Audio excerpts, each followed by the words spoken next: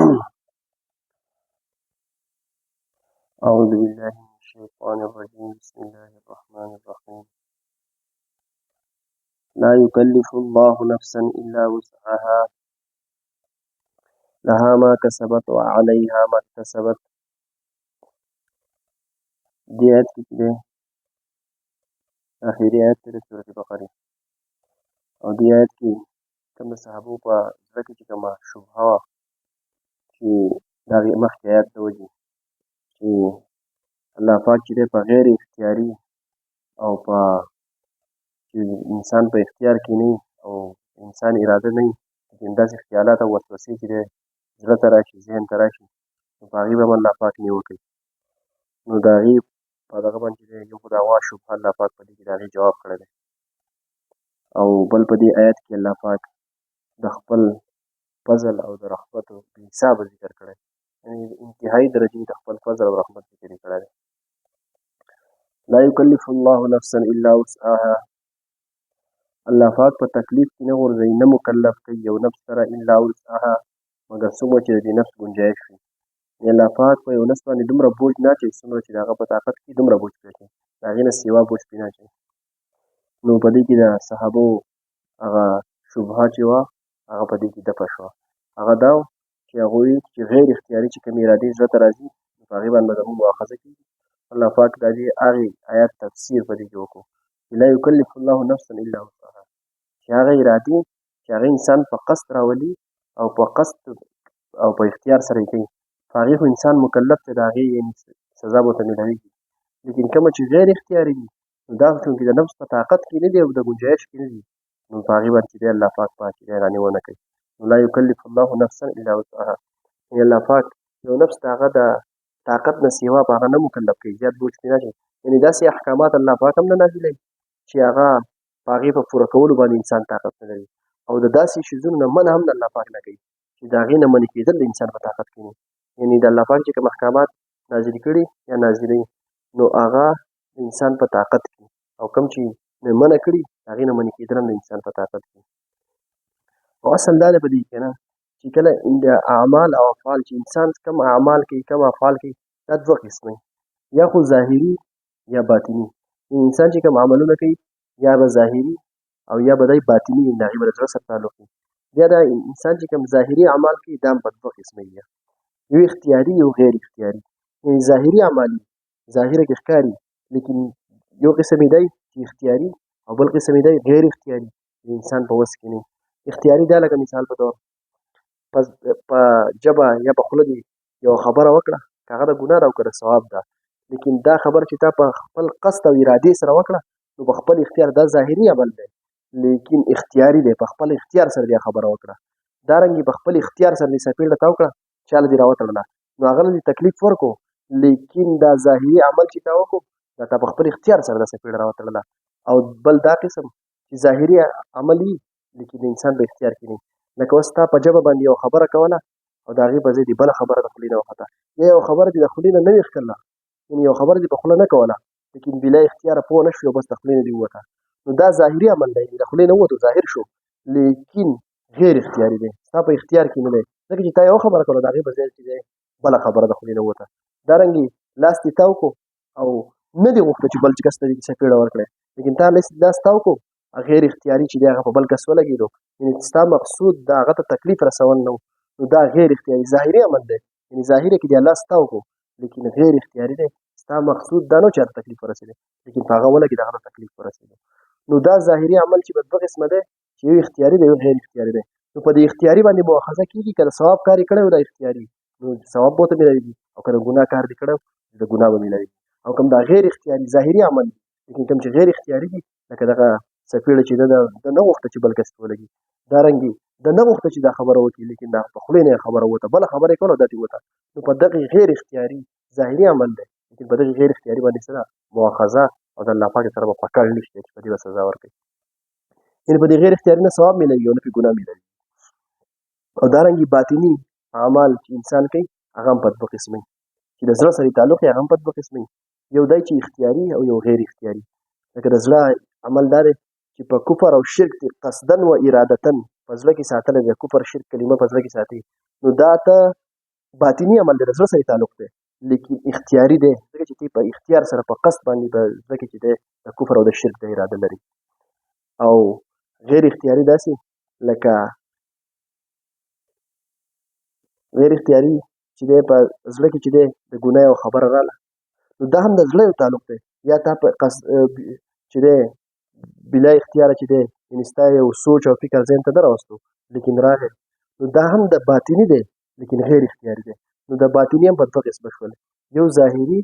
د اختیاري یو غیر اختیاري اختیاري ده چې قصد دې کړی چې شرک او کفر دا اراده دې په زړه کې کړې ده یا دې په زړه کې یو اراده کړې د ګناه پخته اراده دې کړې ده نو دا باطني عمل دی لیکن اختیاري دی ته په اختیار سره کوې دارنګې ته د دې مثال په طور ته چې زه به شراب خامخا څښمه نو دا عمل چې دی دا د زړه دی لیکن قصدن او ارادتن او اختیاري دی او دا بل چې دی چې په زړه کې د ګناه یو خیال لري لیکن تا د هغې قصد نه دی کړی نو په دې باطني عملو کې هم په دې اختیاري باندې سزا شته او ثواب پې شته او که د ثواب کار و نو ثواب پې شته او که د ګناه کار و د ګناه پې شته او کوم چې دا غیر اختیاري باطني عمل دی د زړه کې چې دا کوم غیر اختیاري وسوسې او خیالات راځي اگر چې د ګناه لیکن انسان په اختیار کې دی نو دغه چې دی په دغې باندې پکړ نشته په دې باندې الله پاک مؤاخذه عذاب نه میلاوي نو لا یکلف الله نفسا الا وسعها چې الله پاک په تکلیف کې نه غورځوي یو نفس سره مګر د هغې په ګنجایش باندې یعنې غیر اختیاري ارادو او په غیر اختیاري چې کوم د ګناهونو خیالات په زړه کې راشي الله پاک په هغې باندې مؤاخذه نه کوي چې کله دا آیات نازل شو نو د صحابو اطمینان وشو چې هغو به ستا ومنله هغه ووایي چې الله پاک چې دی په غیر اختیاري خیالاتو چې دی او وسوسو چې دی الله پاک په هغې مؤاخذه زموږ نه کوي لها ما کسبت وعلیها ما اکتسبت الله پاک مزید چې دی وضاحت فرمایو چې لها د دې نفس لپاره دی ما کسبت څه چې ده کړي دي یعنې نفس ته به ثواب هم د هغې ارادو او د دغه میلاوي کوم چې دی په قصد او ارادې سره کوم اعمال کوي نو دې ته به د دې ثواب میلاوي وعلیها ما اکتسبت او په دې نفس باندې به بوج او وبال د هغې ګناهونو کوم چې دی قصدن او ارادتن کوي یعنې کوم چې په ارادې سره کوم ثواب کار کوي نو د هغې به د ثواب میلاوي او کوم چې په ارادې سره د ګناه سوچ او فکر کوي نو د هغې به درته ګناه میلاوي خو یاد ساتئ کله کله داسې هم وي لکه څنګه چې د قرآن مجید د نورو آیاتونو نه او د احادیثو نه د هغې پته لګي چې کله کله داسې وي چې انسان د یو عمل قصد او اراده نه کړي لیکن بیا هم هغه د ثواب او عذاب میلاوي لکه مثال په طور یو انسان یو نیک عمل وکړو او بل ته چې د توفیق میلاو شو نو اوس دا قصد او اراده پکې دا نه وکړي چې یاره دا بل دی هم نیک عمل وکړي دا خو صرف خپل نیک عمل کوو لیکن دته چې بل کس وکتلو نو د هغه چې دی هغه ته توفیق میلاو شو هغه د نیکۍ کار شروع کړو بیا دارنګې بل کوو نو اوس د دې اولني کس خو دا قصد او اراده نه وه ته خو دا نیک عمل کوو لیکن ته خو پکې دا قصد نه وکړه چې دا بل یې وکړي لیکن د خپل عمل کوو هغه ته د دې نه چې دی یو عبرت واخیستو او هغه هم نیک عمل کوو دا چې څومره کسان دا نیک عمل کوي نو دې اولني کس ته چې د نیک عمل یې کړی دی نو دته به ثواب میلاوي او دارنګې که د یو عذاب ایجاد یو ګناه ایجاد چا وکړو یو نه ګناه چا ایجاد کړو نو اوس دا قصد نه دی کړی چې بل کس هم دا ګناه وکړي دا اراده پکې نشته چې دا ګناه زه کوم لهذا بل کس هم وکړي لیکن که دا ګناه نورو کسانو کوو نو دا اولنی چې کوم ایجاد کوونکی دی بغیر د اراده د نه وه لیکن دته به د دې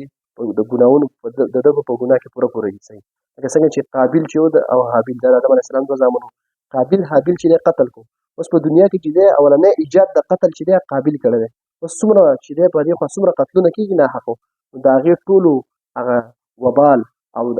ګناه چې دی دا به قابل ته هم رسي یعنې یو خو دا چې هغو ته به هم رسي لیکن قابل یې ایجاد کړی نو هغه ته د هغه په دې کې پوره حصه وي نو دغه بلا قصد او بلا اراده لیکن دغه بلا قصد او اراده خو وي لیکن د انسان د عمل دخل پکې ځکه چې په اولني پیر چې دی ثواب دا کار کوي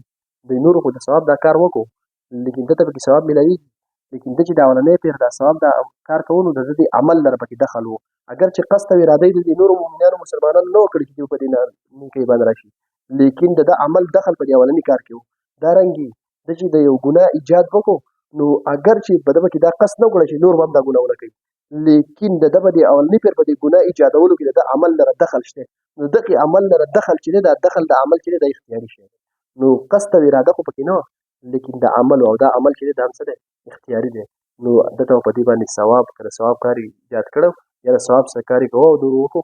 دته به ثواب میلاوي او که څه د ګناه ایجاد یې کړو او نور ګناه کوو نو دته په دې ګناه کې پوره حصه میلاوي لها ما کسبت وعلیها ما اکتسبت یعنې چې کوم په دې الله پاک د دغې وضاحت وکړو چې کوم په قصد او ارادې سره کوم عمل د ثواب وکړي دا نفسو نو نیک عمل وکړي نو ته به ثواب ملي وعليها او د ګناه وبال به هم په دغه نفس مکتسبت څه چې وکړل یعنی که د ګناه چې د اراده او قصد وکړو نو په دغه نفس ته به چې د دې عذاب او سزا ملوي ربنا لا تؤاخذنا ان نسينا په دې کې الله پاک چې دی په دې اخره کې بیا مؤمنانو ته مسلمانانو ته د قرآن مجید یو خاص قسم د دعا تلقین کړی یعنی دعا یو طریقې ورته ښودلې ده چې انسان چې دی کمزوره دی د ده نه به خطایي کېږي د الله پاک په احکاماتو کې غلطي به دې کېږي هیر به دې کېږي په هیره سره به دې ډېر شي کارونه کېږي نو چې دا دعا غواړي ربنا ای رب زموږ لا تؤاخذنا مه نیسې موږ لره ان نسینا که چېرته زموږ نه هیر شي یعنې که په هیره سره زموږ نه څه عمل وشي او هغه د غلطۍ موږ پوه نه شو او هغه د ګناه عملي نو یا الله پاکه موږ په دې باندې مه نیسې او اخطأنا یا موږ خطا وکړو یعنې په خطا سره یو کار وکړو دا دعا د الله پاک نه پکار ده چې په دې باندې یا الله موږ مه نیسې ربنا او ای رب زمونږه ولا تحمل علینا ما چوي په موږ باندې یعنی مارته په موږ باندې اسرن دوی بوج کما حملته علی الذین من قبلنا څنګه چې تاسو اچولی دی په هغه کسانو چې زموږ نه مخکې دي یعنې په موږ باندې داسې احکامات مه لازم کوي ګران چې هغه په دې کوم چې په دې مخکو امتونو باندې لکه په بني اسرائیلو باندې یو تفسیر دې کې دا دی لکه څنګه چې په بني اسرائیلو باندې چې دی هغه سخت احکامات الله پاک نازل کړي لکه د هغو باندې دا دغه چې کله به د هغو کپړې څښا شوې نو هغه په اوبو نه پاکېږي بلکې هغه کپړې به یې څه کټ کولې به یا به یې سېځلې دارنګې هغو به ګناه وکړو نو ګناه په توبه نه معاف کېدو توبه به څه هغه به قتل و یعنې په قتل سره چې بس قتل به یې وکړو هغه په قتل به په یو بل کې وکړو نو ګناه به والله الله پاک معاف کړو یعنې د هغو توبه چې وه هغه قتل و نو ډېر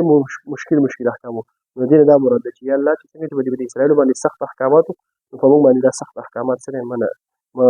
مه نازل کوي او یا دا چې د دې نه مراد دا دی چې څنګه بني اسرائیل ته په دنیا کې عذاب میلاو شوی د هغو د ګناهونو د وجې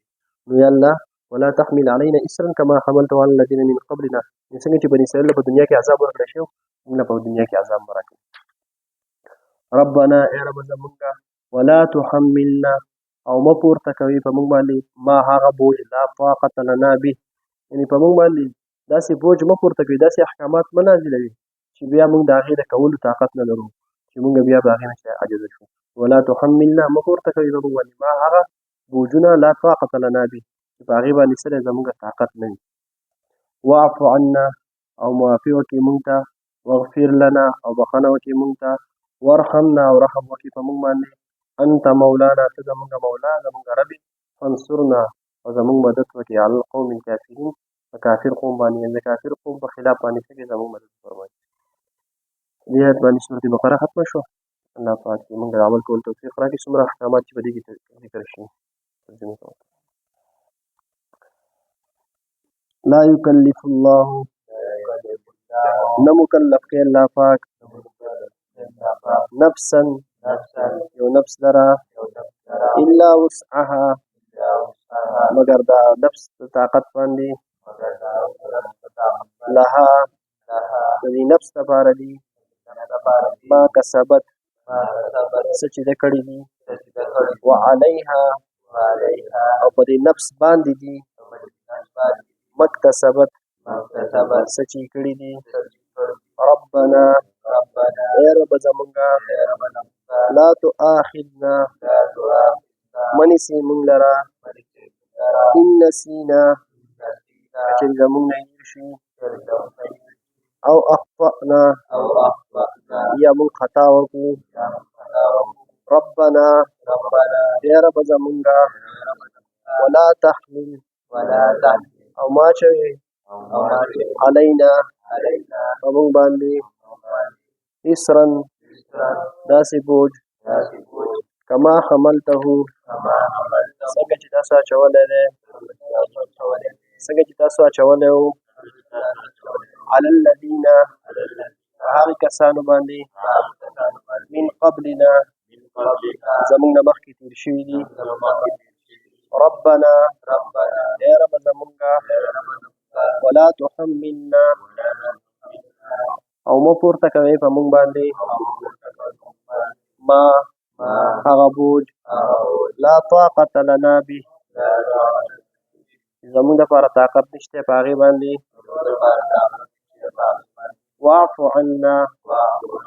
معافي وکړي موږ ته واغفر لنا او وبخنه وکي مونږ ته